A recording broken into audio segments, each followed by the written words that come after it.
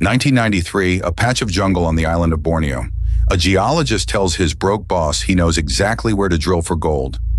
The spot came to him in a dream. Over the next 4 years, that dream becomes the richest gold strike anyone has ever reported. 70 million ounces. Then a whisper of 200 million. A company worth $6 billion sitting on a mountain of gold in the Indonesian rainforest. There was just one problem. The gold was shaved off jewelry and panned from local rivers, about $61,000 of it, and sprinkled into the rock by hand. Every ounce, a fortune that was never in the ground. And 4 days after the world found out, the man who dreamed it fell from a helicopter into the jungle below. And to this day, no one can prove whose body they cremated. This is the largest gold fraud in history.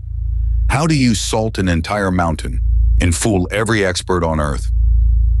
To understand the largest gold fraud in history, start with the man who needed it most. David Walsh, a Calgary stock promoter with a gift for optimism and a talent for losing money. Through the 80s, he bounced around the penny stock world of the Canadian markets, chasing one venture after another, and by the early 90s, he had almost nothing to show for it. Picture the low point. Around 1992, Walsh and his wife declared personal bankruptcy, reportedly tens of thousands of dollars in credit card debt, run up keeping the dream alive. He worked out of the basement of his suburban home. The company down there with him was called Bre-X, named for his son, Brett. On the exchange, it was a penny stock, the kind nobody's heard of, worth a few cents a share. Walsh was in his 50s, out of money and running out of chances. But he still believed in one thing, the company maker, the single strike that turns a nobody into a legend. Most promoters chase that ghost their whole lives and die broke. So when a geologist he trusted told him the next great gold deposit was waiting in the jungles of Indonesia, Walsh scraped together everything he could borrow and bet the last of his credit on a plane ticket to the other side of the world. Hold on to the shape of this man, desperate for a miracle and desperate to believe in one. That combination is the soil every fraud grows in, and it's the second thing that made Bre-X possible. The first thing was the geologist. His name was Michael de Guzman. And if you were casting the man at the center of the largest gold fraud in history, you could not do better. A Filipino geologist, brilliant, charismatic, encyclopedic about the geology of Southeast Asia. The kind of man who could stand in a jungle clearing and make you see the mine. Colleagues genuinely admired him. He was also, by most accounts, drowning. Several households, several women who each believed they were his wife, children he could barely support, and a mountain of personal debt underneath all the charm. De Guzman had spent years hunting gold across Indonesia for other men, watching the money flow to the promoters and the shareholders while the geologists got scraps. He knew the rocks better than anyone, and he knew exactly how the game was rigged against the man who did. In 1993, on de Guzman's advice, Bre-X bought a stretch of jungle near the Busang River in Kalimantan, the Indonesian side of Borneo. The first drilling found almost nothing. The property was days from being written off. And that is when de Guzman had his famous dream. He told Walsh he knew the precise spot to drill, that the gold was there, that he could feel it. So they drilled, and this time, the samples came back glittering. Here is what you have to sit with. Investigators would later conclude the dream wasn't a vision, it was a decision, because the gold in those samples, by every finding that followed, did not come out of the ground. He wasn't finding gold at Busang. The evidence says he was putting it there. In October 1995, Bre-X announced it to the world, a major gold discovery at Busang, and the world lost its mind. Understand the timing. Gold explorers had spent the 90s finding less and less, and here was a tiny Canadian company sitting on what looked like the strike of the century. In the ground, waiting, growing bigger with every drill hole they reported. The stock caught fire. A penny stock climbed to $10, then $50. In May 1996, the shares peaked at the equivalent of about 286 Canadian dollars. A company that had been worth almost nothing was suddenly worth more than $6 billion. And this was not just day traders and dreamers. This was the establishment. Mutual funds piled in. Brokerage analysts wrote glowing reports. And the great Canadian pension funds, the retirement savings of teachers and public servants, bought in by the tens of millions. Ordinary Canadians watched Bre-X turn grocery money into house money and mortgage the house to buy more. Then the giants arrived. The biggest mining companies on Earth, Barrick, Placer Dome, Freeport, McMoran, began circling, each desperate for a piece of Busang, and the government of Indonesia, under the dictator Suharto, muscled into the deal, deciding who would be allowed to share the prize. Ask yourself, when the most powerful mining houses in the world and a national government are all fighting over your gold, who is going to raise their hand and ask whether it's actually there? Everybody was in. Nobody had checked. So let's build the machine, step by step. And I promise, by the end of this, you'll understand exactly how one man fooled every expert on Earth. When you drill for gold, you don't pull up nuggets. You pull up a long cylinder of rock, called the core. You cut it, you crush a piece of it into powder, and you send that powder to a laboratory. The lab melts it down and measures how much gold is inside. That number, grams of gold per ton of rock, is the entire game. That one number is what the whole market trusts. Here's the flaw de Guzman understood better than anyone alive. The lab does not test the mountain, the lab tests the bag you hand it. Step 1, drill the core. Step 2, before the sample ever reaches the lab, open the bag and add gold. Not a lot, a pinch. According to the later investigation, de Guzman and a small inner circle would crush the rock and salt it with gold they had brought in themselves, shaved off jewelry and panned from local rivers. Step 3, seal the bag and send it off. And now the lab does its honest job perfectly.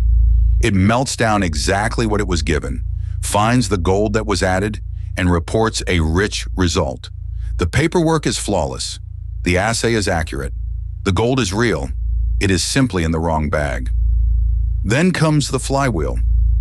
A rich result lifts the stock. A higher stock funds more drilling. More drilling means more bags, more chances to salt, and bigger numbers every quarter. Around and around and around. Over roughly 2.5 years, investigators estimate de Guzman spent about $61,000 on gold to see those samples. $61,000 to manufacture a $6 billion illusion. Now, you would think somebody would catch it. Bre-X sent its samples to reputable labs. The results were reviewed by professionals. So how do you fool all of them? For years. 2 reasons, or how? The first we've already met. A lab confirms the gold in the sample.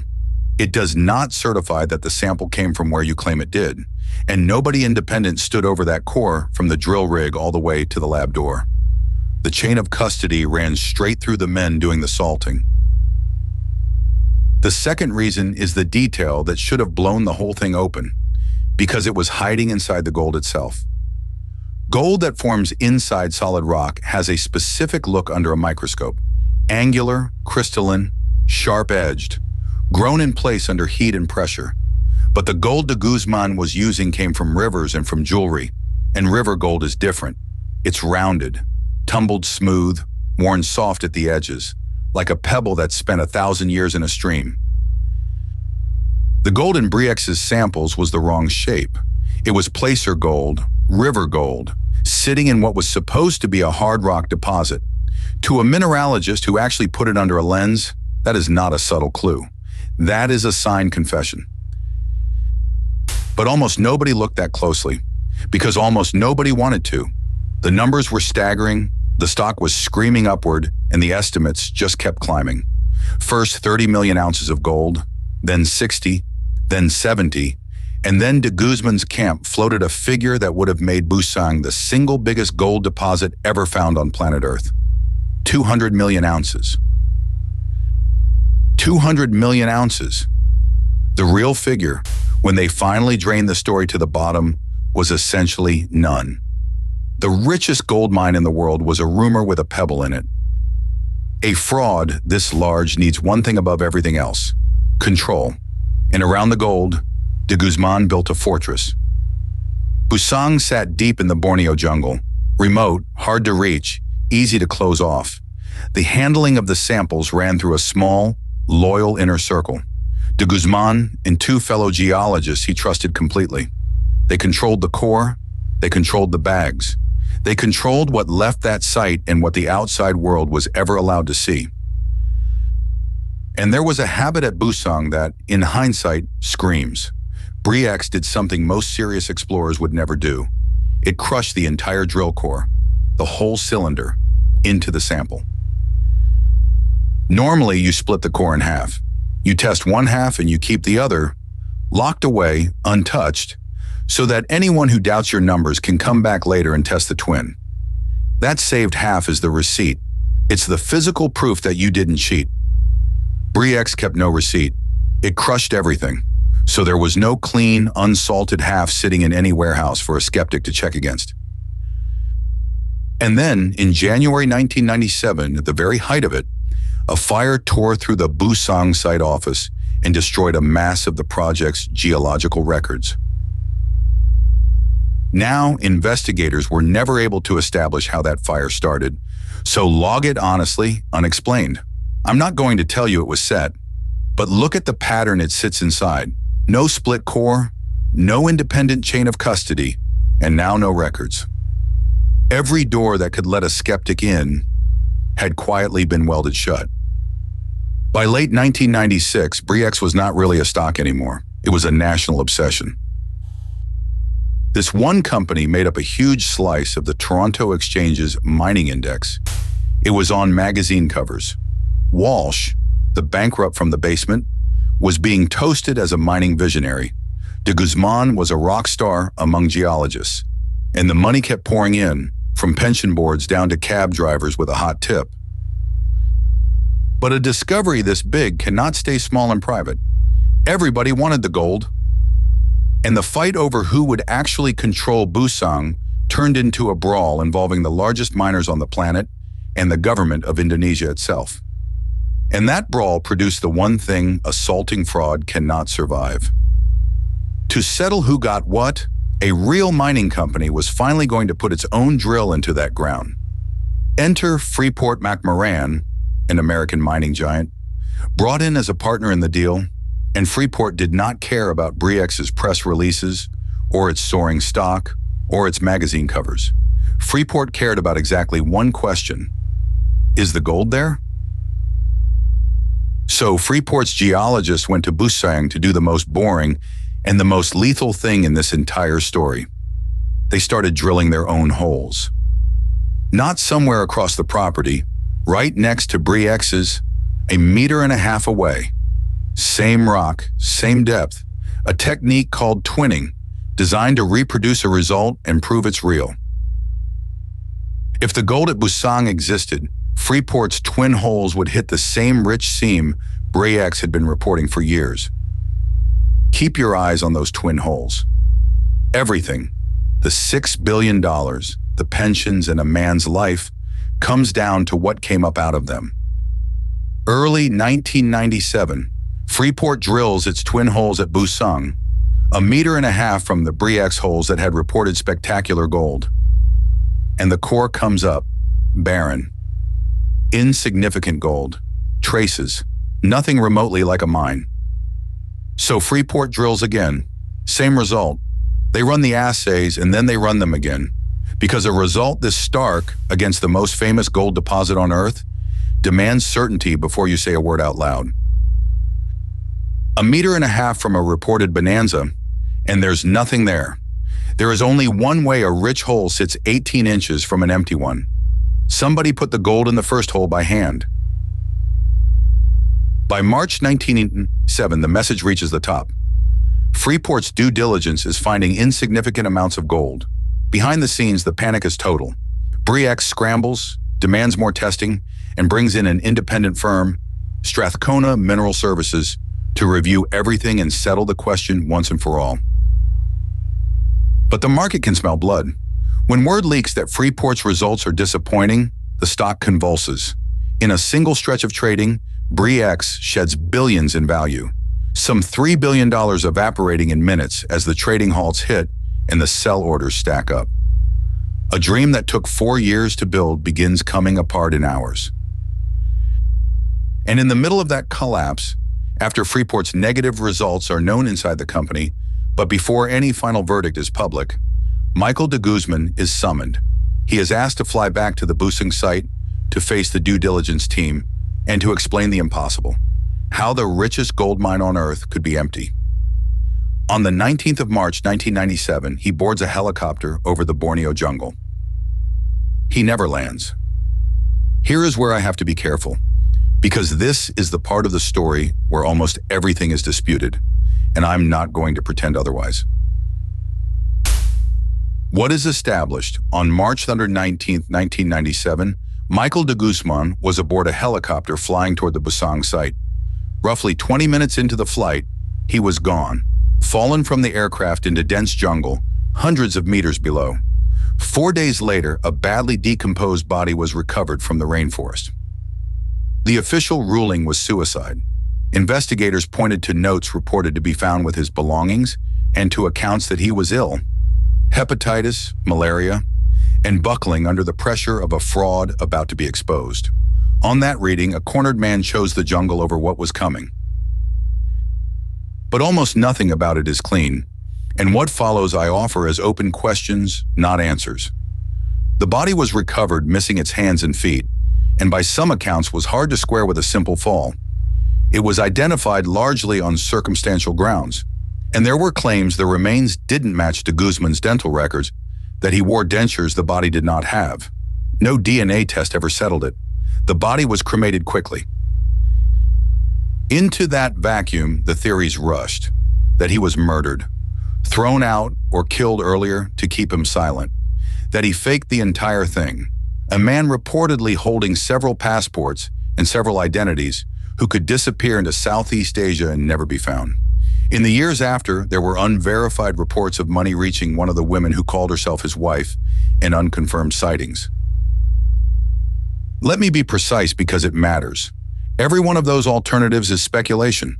Not one of them has ever been proven. The only official finding on the record is suicide. But the honest answer to what happened over that jungle is that we do not know for certain whose body was burned, and we may never know. The man at the center of the largest gold fraud in history left the story through an open door in the sky and took the last of his secrets with him. On May 4th, 1997, the independent firm delivered its verdict. Strathcona reported that the Busang samples had been deliberately falsified, salted with gold, and it did not soften the language. It called the tampering a fraud, and I'm quoting, without precedent in the history of mining anywhere in the world. The most famous gold deposit on the planet held essentially no gold at all. So opened the ledger. A company once worth more than 6 billion Canadian dollars fell to pennies, and then to nothing. Around 40,000 investors were caught in the wreckage. And here is where it stops being abstract. The great pension funds had bet other people's retirements on Busang. By the most cited figures, the Ontario Teachers' Plan lost on the order of $100 million. The Quebec case, roughly $70 million. The Ontario Municipal Employees Fund, tens of millions more. Those aren't gamblers. Those are teachers and city workers who never bought a share in their lives, who quietly helped pay for the salting of a jungle they would never see. David Walsh, the promoter who swore to the end that he had been fooled right alongside everyone else, retreated from the wreckage to the Bahamas. He died there in 1998 of a stroke at 52, his name permanently welded to the largest gold fraud in history. Michael de Guzman was gone, or declared gone. The gold was gone. And now the strangest turn in the whole case. For a $6 billion fraud, almost nobody paid. Think about what a fraud this size should produce. Perp walks, convictions, someone in a cell for a very long time. Bre-X produced almost none of it. The one man most implicated in engineering the salting, de Guzman, was dead or vanished, beyond the reach of any court. The Canadian police investigated for years and ultimately concluded they could not assemble enough evidence to lay criminal charges against anyone at all. Read that back. The largest gold fraud in history, and not a single criminal conviction. Only one person was ever put on trial. John Felderhoff, Bre-X's chief geologist, de Guzman's boss, who had sold roughly $84 million of his own Bre-X shares before the collapse. Securities regulators charged him with insider trading and with authorizing misleading statements to investors. The case dragged on for the better part of a decade, and in 2007 a judge acquitted him on every count, ruling that he genuinely believed the gold was real and that the warning signs simply weren't as obvious in real time as they looked in hindsight. Whatever you make of that, the law's verdict was unambiguous. Not guilty. Nobody was ever convicted of the Bre-X fraud. Nobody. But the case did leave one thing behind, and it may matter more than any prison sentence would have. Before Bre-X, a mining company could tell the market almost anything about what lay in the ground, and no independent, named expert had to stand behind the numbers. After Bre-X, Canada rewrote the rule book. A regulation called National Instrument 431001 now requires that a qualified, accountable professional certify what a company claims, and it pushed the whole industry toward exactly the safeguards Busang lacked. A real chain of custody, an untampered core kept back so that anyone can go and check the twin. The reform is real, and it exists because 40,000 people learned the hardest way there is what happens when nobody drills the second hole. So here is where Bre-X leaves us. Every expert who looked at Busang was looking at the same evidence. The assays, the estimates, the soaring stock, the press releases growing more spectacular every quarter. And almost every one of them made the identical mistake. They checked the paper. They trusted the number. They did not go and drill the hole themselves. Freeport did. One mining company at nearly the last possible moment refused to take the samples on faith and put its own drill into the ground, 1.5 meters away. And that single act of verification undid 4 years and $6 billion of belief in a matter of weeks. That is the whole lesson of the jungle at Busang, and it hasn't aged a day. A grade on a page is only as real as the sample it came from, and a sample is only as honest as the hands that carried it. Gold that anyone could hold in a mine that never was, because for 4 years, everybody read the assay and nobody drilled the twin. Every case in this ledger ends the same way. Someone, finally, drills the second hole. If you want the next case file the moment it opens, subscribe. The Con Ledger, case number 2, closed.